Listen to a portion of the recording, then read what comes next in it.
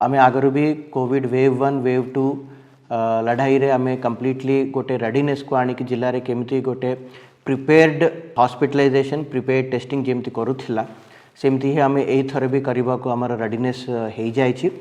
Oxygen रे कोठी भी हमर अभाव रहू नै। लास्ट वेव 2 रे भी हमर सब प्रकार ऑक्सीजन रे प्रक्रिया रे सबू सेटअप रेडी हेई जायछि।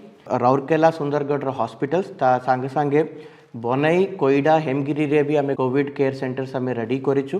ता संगे संगे आमे वैक्सीनेशन भी चलीछि। एबे भी मु समस्त को अनुरोध करिवि जहार एबे भी जदि फर्स्ट डोज नहीं नाहंते आपनकर मध्यरे दया करी इमीडिएटली फर्स्ट डोज वैक्सीन नियंतु और जो माने सेकंड डोज नहीं पार नाहंती दया करी इमीडिएटली आपनकर एलिजिबिलिटी हल्ला परे सेकंड डोज भी दया करी नेबे।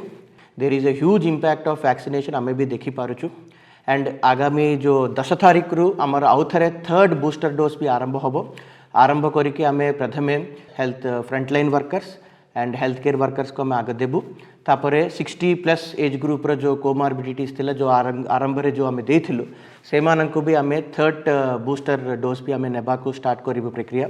तो समस्त को अनुरोध करबी से थर्ड टाइम वैक्सीनेशन भी दया कर नियंतु एंड गैदरिंग्स को अवॉइड करंतु।